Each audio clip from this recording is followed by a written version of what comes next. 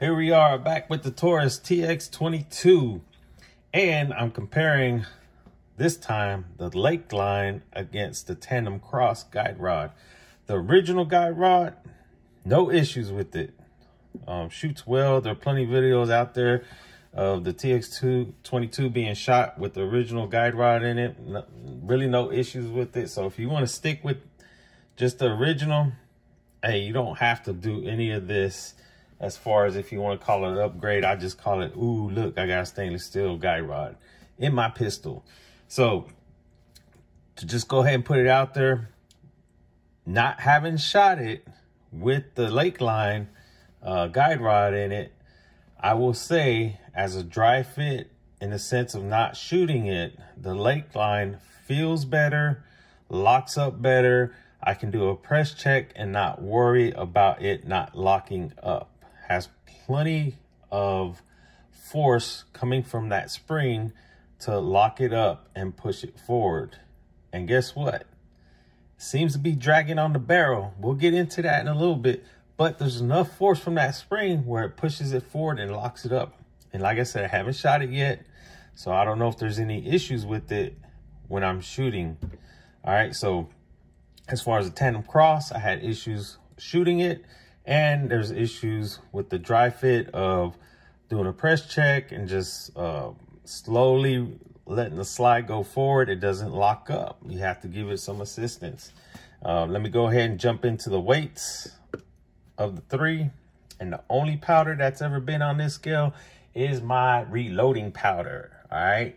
So there you go. So the original 0.56 ounces. The Tandemkross is the heavier of the three, 1.69 ounces.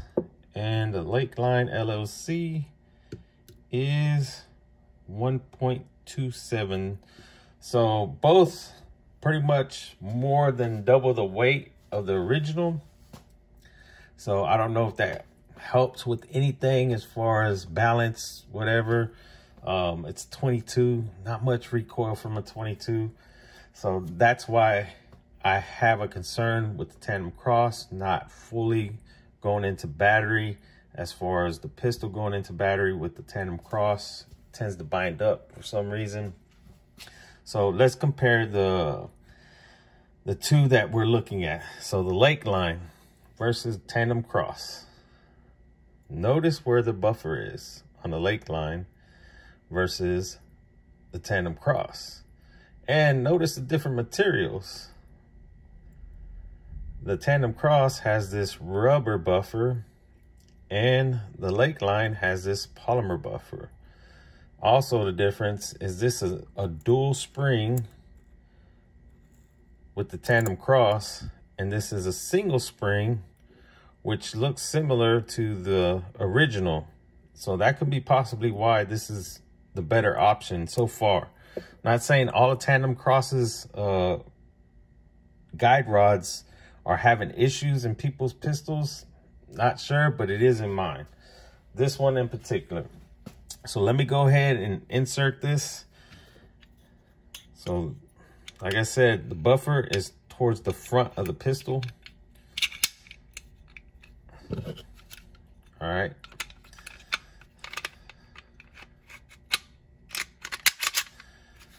So now, charging it, it's got some heavy tension on it. I mean, it feels good. And doing a press check, and guess what? I'm holding on to it, and it continues to lock on its own. One finger locks on its own. All right, no issues.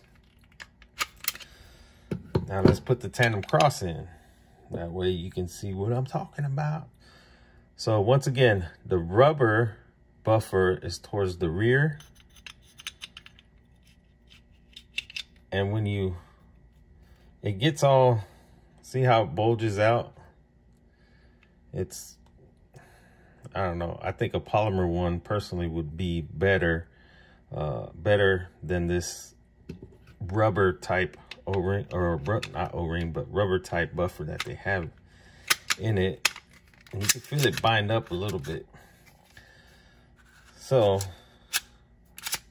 of course, if I release it like this, and you would think it wouldn't have no issues with the recoil, but guess what? It does. So, do a press check. And if you slowly release, look, it just binds up. And even with the one finger, slow, slow, slow, slow, it binds up.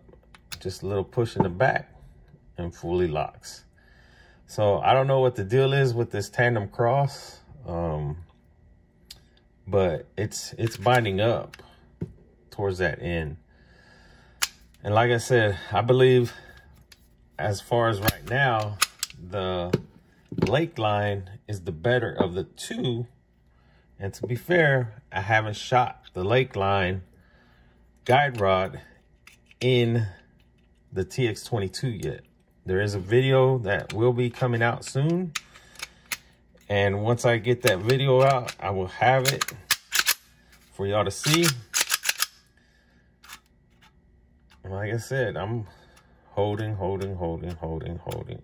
And it locks up. It locks up on its own. Nice. Just like the original. It actually has a little bit more force pushing forward than the original does. I can't tell you the number of what that force is, but as far as feel goes, it feels like there's a lot more force pushing behind it. So with that being said, I'm not knocking Tandemkross. They're a good company. Shoot, I got 6 of these extensions for the magazine, and they work great. I mean, absolutely great. Have no issues with the extension. But as far as the guide rod, had issues. All right, I still have issues with it.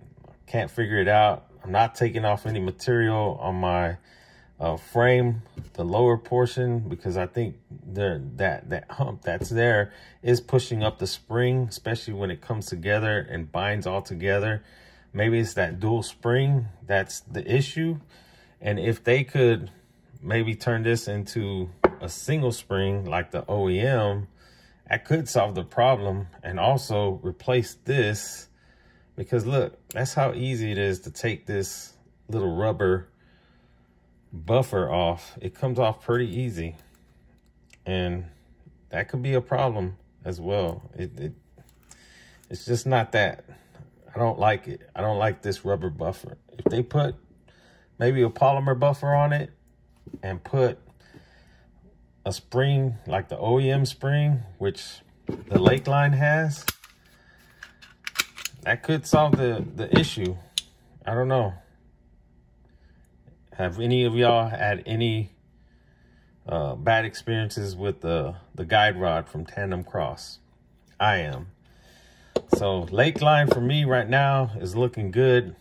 Gonna shoot it on the range. Once I get it shot on the range, gonna put that out and let those results speak for itself.